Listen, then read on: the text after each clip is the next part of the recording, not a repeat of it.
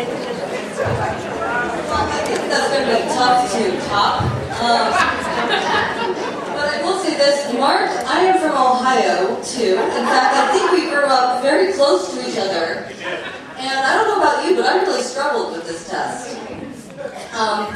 I will tell you that I took this test back in 2003 when I graduated from Fordham. I have to say that I have a huge soft spot for Hillel, because Hillel was my teacher. I don't know if he remembers that or not, to help me pass. And then when I went up for the LCSW, it was Don Hall Apgar who got me through that one as well. So these test prep courses are really valuable.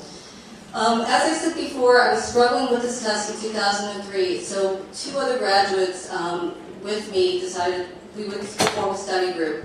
She was from Japan, and the other one was from China, and I'm from Korea. It sounds like a really good meal. But they were really having a hard time with it, especially because English was their second language. And English is not my second language, English is my first. So what I found was very helpful was in the study group is that I taught them. And when I had to teach them concepts, I became better at my own. And then they had to teach me as well, and they got better. But I've been doing private tutoring now since about 2003, 2004. And the first thing I ask my students is, how do you study? Because this is important. And a lot of my students are so anxious. They're like, well, you know, I go home, I turn on Coltrane, I pour myself a glass of wine. And I think that's great, I think that's beautiful. Get yourself calm. But at some point what you're going to have to do is you're going to have to practice doing the test in the same manner that you're going to have to take the test. So the one thing that I started to do was I started emailing each other. We started emailing questions back and forth because at the time, you know, you get these study books and you write in study books or you write in the paper and so forth. Well, Hillel told me, don't do that because you can't cross out your letters during the exam. So what you have to start getting used to is writing on scratch paper. Well, now they have these wonderful dry erase boards. I don't know if you guys knew this or not, but when you go into the exam now, they give you dry erase boards, not scratch paper.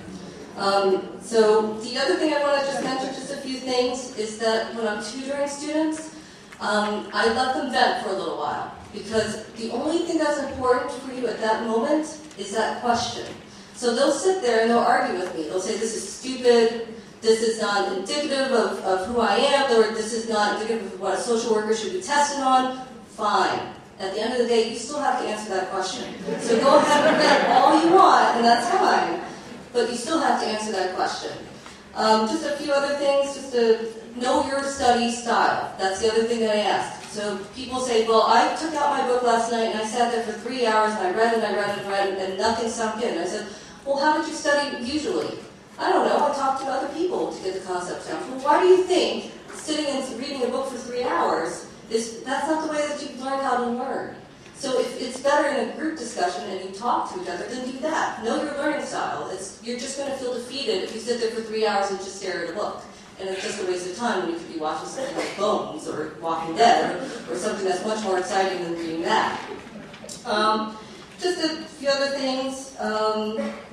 Like I said before, and what Hillel said before, you're integrating your knowledge that you already know, but you're just doing it in a different way. So before you had field, before you had papers, now you have to do it into a multiple choice. But it's not impossible.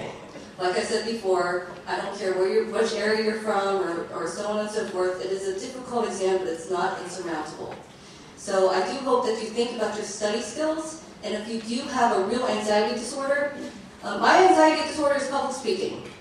Now, if I said to you, I'm just going to come here tonight and I'm just going to get over it, and it's not possible. I really worked on it.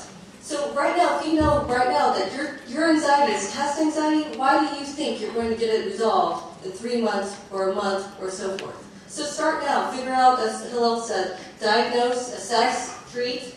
Do it now. Start doing it now and try to figure out what part of it that you're having a problem with. And then you can move ahead.